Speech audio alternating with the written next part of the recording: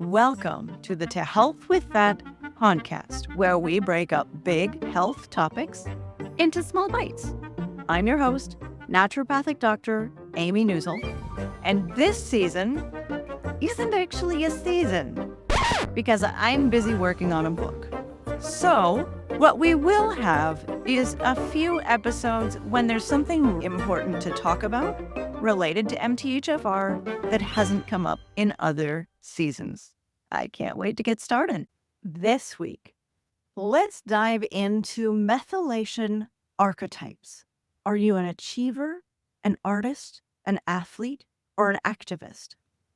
We have been talking a lot about methylation imbalance, which is very often caused by the MTHFR gene mutation, by excessive intake of synthetic folic acid, even in people without the MTHFR gene mutation, or by nutritional deficiencies. This methylation imbalance seems to manifest in some very predictable personality traits.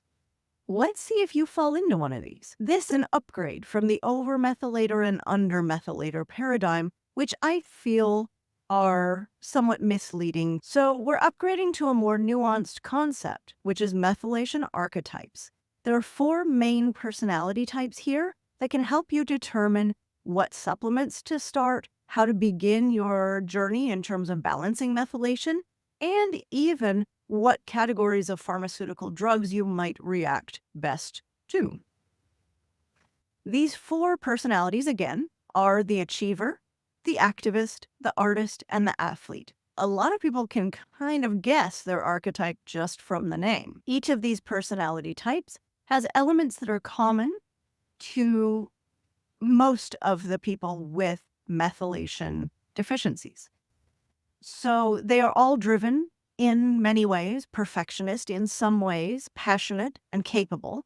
Each one can have tendencies towards anxiety, obsessive thoughts, and even mood swings. The achiever personality type is truly an achiever across the board. These people are perfectionistic about everything and like to be at the top of the heap in terms of academics, career, athletics, aesthetics, everything. Let's face it, these folks like to win. They are often plagued with seasonal allergies like hay fever or hives, but that doesn't stop them for long, and it's not universal. So the histamine part of the picture may or may not be present. They tend to be strong-willed and possibly even a little workaholic. They react strongly to perceived success. Failure here is just about the worst thing.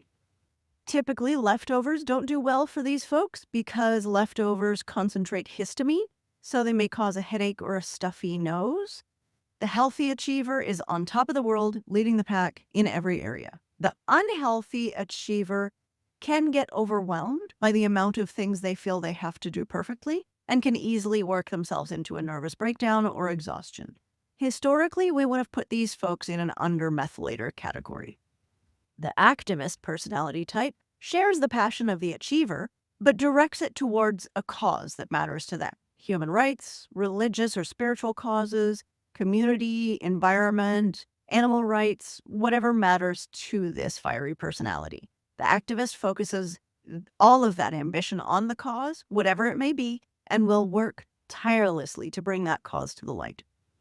Activists are not necessarily competitive in other areas or even concerned so much with other areas of their lives, but they will work themselves to the bone for that passion. These people are more likely to have sensitivities to foods like gluten or dairy or some other big category, and to chemicals, but don't typically have as much of a problem with seasonal allergies as the achievers do. Activists are highly empathic and tend to march to the beat of their own drum.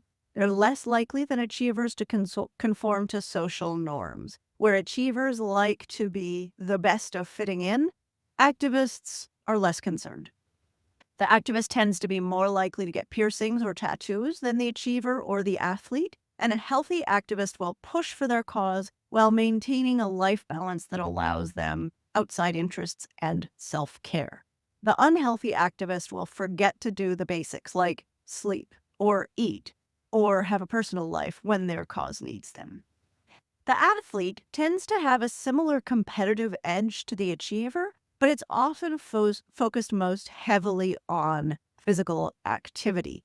These people will push their bodies to the limit to be the best in their sport or to push their own personal boundaries. So they're not necessarily competing with other people, but competing with their own benchmarks.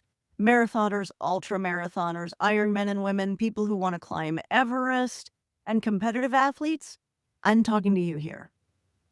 Athletes are easy to spot because even if their job doesn't focus around athletics or isn't a physical job, when life troubles hit or they aren't feeling great mentally or emotionally, best remedy is to hit the gym or the trails or whatever is their activity of choice.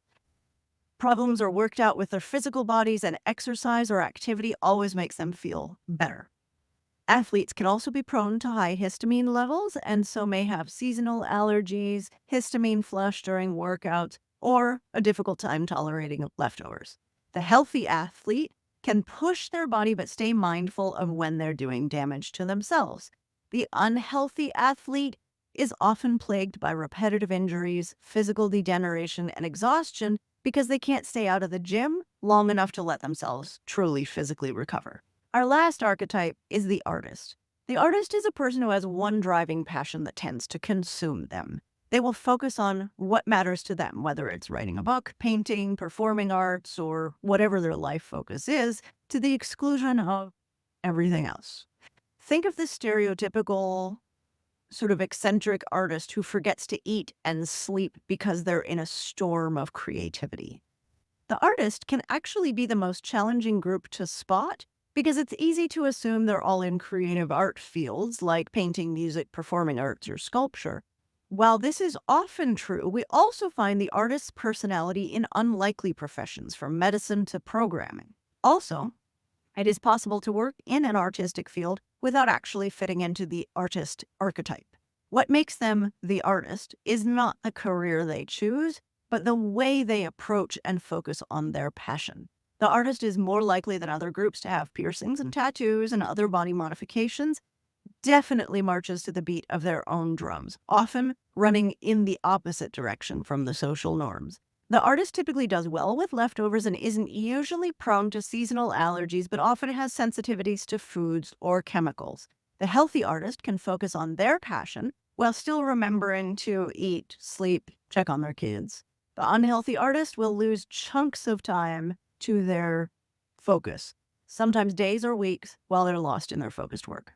So as you can see, these are 4 distinct personality types, but they all have that drive, that real intensity of purpose or focus.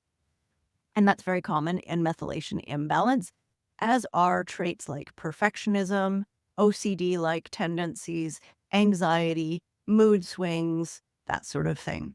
You can see that there's still some centering around histamine response, but it's less emphasized because histamine, there are so many gene SNPs that affect it that we can't necessarily count on that in each personality type. Now, in great news, I am developing a personality quiz for your methylation status. That will be up on the website soon. Also, the website is getting a revamp. I apologize right now. It's very glitchy and weird. It is all going to change very shortly. So look for those things. I'll talk to you next week in more detail about 2 of these personality archetypes and the following time about the remaining 2. So we'll dive in a little bit deeper in terms of supplements, best path forward, and drug reactions. See you then.